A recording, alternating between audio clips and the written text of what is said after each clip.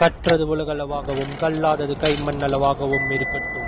Hello everyone, எல்லாரும் எப்படி இருக்கீங்க? நல்லா இருக்கீங்களா? இன்னைக்கு நம்ம பார்க்க போற டாபிக் வந்து கேரளால ஒரு முக்கியமான ஒரு festival event, religious festival event அப்படின்னு பாத்தீங்கன்னா மகர ஜோதி சொல்லலாம். இந்த மகர ஜோதி ரிலேட்டடா வந்து நேத்து வந்து மகர ஜோதி கேரளால வந்து நடந்தது.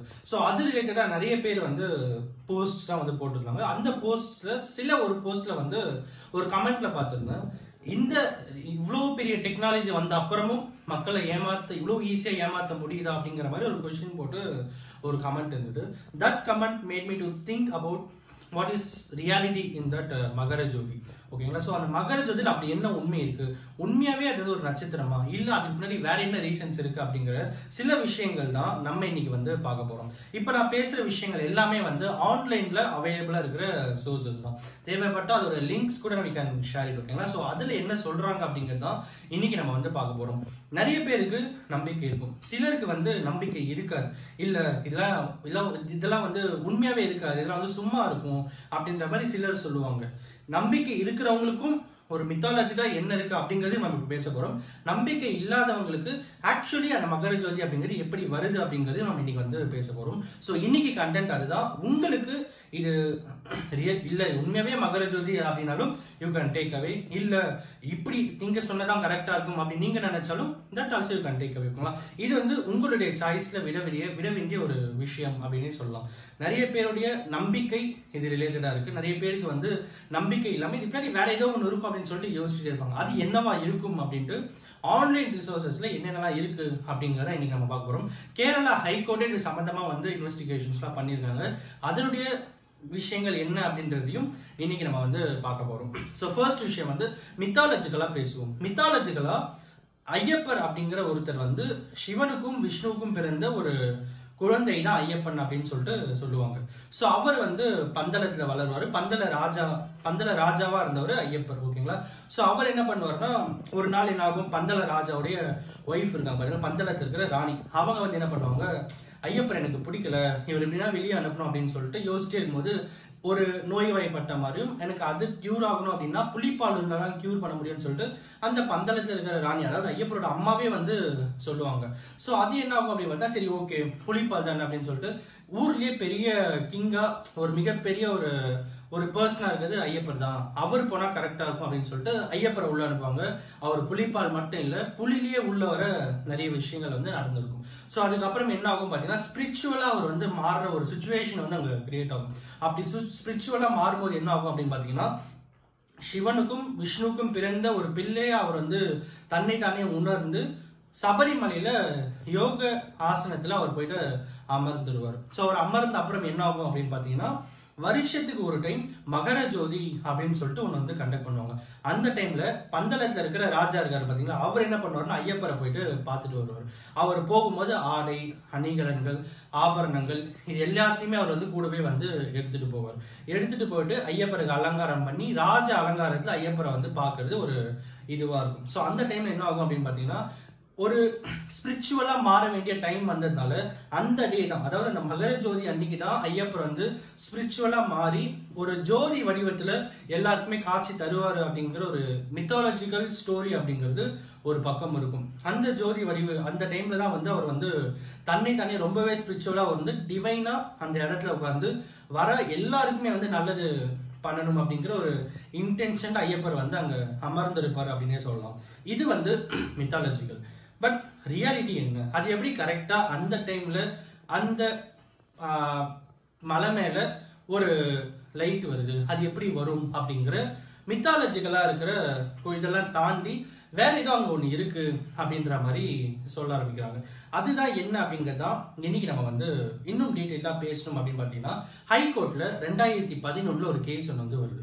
அந்த கேஸ் படி அங்க என்ன இருக்கு, அங்க போயிட்டு இன்வெஸ்டிகேட் பண்ணணும் அப்படிங்கிற ஒரு விஷயத்த வந்து அவங்க எடுத்துட்டு வராங்க. அந்த டைம்ல அந்த இடம் ஃபுல்லாவே வந்து பாத்தீங்கன்னா ரிசர்வ்டு ஏரியா, ரிசர்வ்டு ஃபாரஸ்ட், ஒரு ஈஸியா பப்ளிக்கால ஆக்சஸ் பண்ண முடியாத ஒரு area, full and full government கண்ட்ரோல்ல இருக்கிற ஒரு ஏரியா. அப்போதான் சபரிமலையில இருக்கிற தேவஸ்தானம்ல இருக்கிற ஹையர் அபிஷியல்ஸ்லாம் வந்து ஹைகோர்ட்டுக்கு ஒரு ரிப்ளை ரெடி பண்றாங்க. அவங்க என்ன சொல்றாங்க அப்படின்னு பாத்தீங்கன்னா, இது வந்து மேன்மேட் தான், அதாவது மகர ஜோதி அப்படிங்கிறது மேன்மேட் தான். பட் அந்த மேன்மேடுக்கும் சபரிமலையுடைய தேவஸ்தானத்துக்கும் எந்த ஒரு சம்பந்தமும் இல்லை அப்படிங்கிறாங்க. இன்னும் எக்ஸ்பிளைண்டா சொல்லணும் அப்படின்னு பாத்தீங்கன்னா திருவண்ணாமலையில இருக்கிற ஜோதி, திருவண்ணாமலையில இருந்து ஜோதியை எடுத்துட்டு போயிட்டு தான் அங்க மலை மேல வந்து ஏத்துவாங்க. இது வந்து வழக்கமா வருஷம் நடந்துட்டு இருக்கிற ஒண்ணு.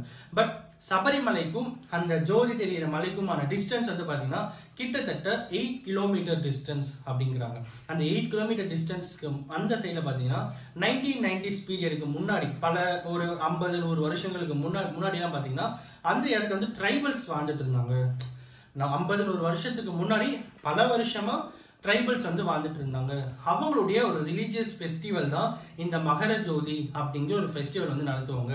அந்த டைம்ல அவங்க அங்க வந்து ஒரு லைட் ஒன்று வந்து ஏத்துவாங்க.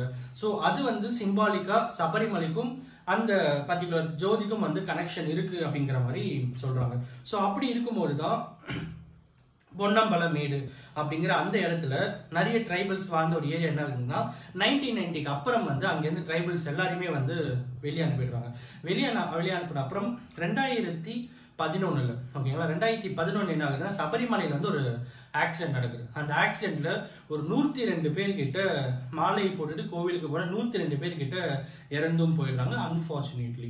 ஸோ அந்த டைம்ல வந்து நிறைய பேர் வந்து விமர்சனங்களுக்குள்ளாகுது. சபரிமலை அப்படிங்கிற கோவிலே வந்து விமர்சனங்களுக்குள்ளாகுது. அப்படி ஆகும்போது என்ன ஆகுதுன்னு பாத்தீங்கன்னா அந்த பொன்னம்பலமேட்ல ஒரு சிமெண்ட் தர ஒண்ணு இருக்கு அப்படிங்கிறது ஒரு போஸ்ட் வந்து வைரல் ஆகுது. அந்த போஸ்ட் வந்து பயங்கரமா வைரல் ஆகுது. இங்க இருந்துதான் யாரோ வந்து லைட் காமிக்கிறாங்க, இங்க இருந்து யாரோ ஒருத்தர் வந்து விளக்கு காமிக்கிறாங்க, அதுதான் வந்து மகர ஜோதியா வந்து பார்க்கப்படுது அப்படிங்கிற ஒரு கான்ட்ராவர்சி வந்து சபரிமலை கோவிலுக்கு அதிகமாவே வருது. அப்படி வரும்போது என்ன ஆகுதுன்னா தேவஸ்தானங்களை வந்து சொல்றாங்க, எஸ் அங்க வந்து சபரிமலை செலவு பண்ணி கட்டின ஒரு மேடு இருக்கு, ஒரு சிமெண்ட் ஸ்டேஜ் ஒன்று இருக்கு. ஓகேங்களா, சிமெண்ட் ஸ்டேஜ் இன்னைக்கு நீங்க கூகுள்ல போய் சர்ச் பண்ணி பார்த்தாலும் அந்த ஸ்டேஜ் உங்களால வந்து பார்க்க முடியும். பொன்னம்பலமேட்ல ஒரு ஸ்டேஜ் இருக்கு. அந்த ஸ்டேஜ்ல இருந்து தான் காமிக்கப்படுது. ஒரு விளக்கு வந்து ஒரு நெருப்பு அங்க வந்து காமிக்கப்படுது, ஜோதி அங்க வந்து காமிக்கப்படுது அப்படின்னும் அதுக்கும் சபரிமலைக்கும் எந்த சம்பந்தமும் இல்லை. பட் அது மேன்மேட் தான் அப்படின்ட்டு அவங்களே ஒத்துக்கிறாங்க. யாரு அப்படின்னு பாத்தீங்கன்னா பந்தளம் பேலஸ்ல இருக்கிற மேனேஜிங் கமிட்டி பிரசிடென்ட் ராமவர்மா ராஜா அப்படிங்கிற ஒருத்தர், அவரும் ஆமா அப்படிதான் இருக்கு அப்படிங்கிற மாதிரி ஒரு சொல்றாரு. பட் இன்னொரு விஷயம் என்ன அப்படின்னு பாத்தீங்கன்னா இந்த பந்தளத்து ராஜா அப்படிங்கிற ஒருத்தர் அந்த பந்தளத்திலிருந்து ஆடை அணிகலன்களை எடுத்துட்டு போறாங்க பாத்தீங்களா, அதற்கும் மகர ஜோதிக்கும் எந்த சம்பந்தமும் இல்லை. எங்களுடைய வழக்கம் வந்து இங்க இருந்து ஆடை அணிகலன்கள் எடுத்துட்டு போயிட்டு அங்க ஐயப்பருக்கு வந்து நாங்க ராஜ அலங்காரத்தை பார்க்கணும் அப்படிங்கிறது தான் எங்களுடைய வழக்கம் அப்படிங்கிறாங்க. பந்தளத்துல இருக்கிற அவங்களே என்ன சொல்றாங்கன்னா மகர ஜோதிக்கும் எங்களுக்கும் எந்த சம்பந்தமும் இல்லை அப்படிங்கிற ஒரு ஸ்டேட்மெண்ட்டை 2011 வந்து எடுத்துக்கிறாங்க. பட் இதுக்கு அகைன்ஸ்டா நிறைய பேர் பேசும்போது நிறைய பேர் என்ன சொல்றாங்கன்னா 2011 ஒரு ஆக்சிடென்ட் ஆச்சு. அந்த ஆக்சிடென்ட்ல சபரிமலை வந்து மிகப்பெரிய கான்ட்ராவர்சி வந்து சந்திச்சிருக்கு. ஏன் அப்படின்னு கேட்டீங்கன்னா கரெக்டா மகர ஜோதி டைம்ல ஒரு கிட்டத்தட்ட ஒரு 102 பேர் கிட்ட மண் சரிவால இறந்து போறாங்க.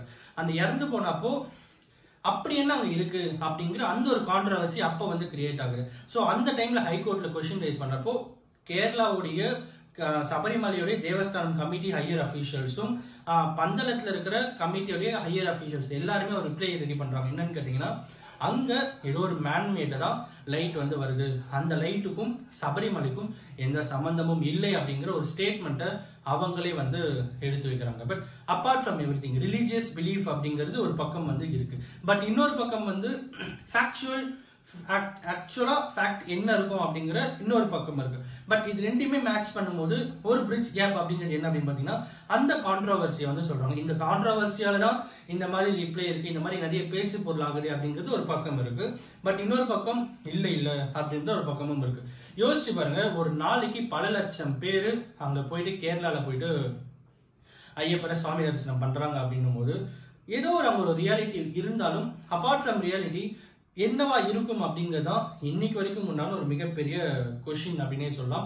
அண்ட் எல்லாத்துக்கும் மேல அந்த ஒரு ஸ்டார் அப்படிங்கிறது உண்மையாவே எங்க ஸ்டார் தான் அப்படின்ட்டு நிறைய பேர் நம்புற இந்த சுச்சுவேஷன்ல இந்த நம்மளை சுத்தி இருக்கிற நிறைய பேர் நம்பினாலும் அதே மாதிரி நம்மளை சுத்தி இருக்கிற நிறைய பேர் வந்து இல்ல அங்க ஏதோ ஒண்ணு இருக்கு, அதை வந்து மறைக்கிறாங்க அப்படின்ற மாதிரி சொல்றாங்க. கிட்டத்தட்ட ஒரு 1990ஸ்க்கு அப்புறம் என்ன ஆகுதுன்னு பாத்தீங்கன்னா அங்க இருக்கிற ட்ரைபல்ஸை வந்து வெளியேற்றிடுறாங்க. அவங்களை வெளியேற்றின அப்புறம் என்ன பண்றாங்கன்னா அந்த இடத்த ஃபுல்லாவே வந்து ரிசர்வ்ட் ஏரியாவா வந்து மாத்திடுறாங்க. ரிசர்வ்ட் ஏரியாவா மாத்திட்டு உள்ள யாருமே ஜென்ரல் பீப்புள் யாரும் வந்து அவ்வளவு ஈஸியா உள்ள வந்து ஆக்சஸ் பண்ண முடியாது அப்படிங்கிற ஒரு கண்ட்ரோல் வந்து எடுத்துட்டு வராங்க.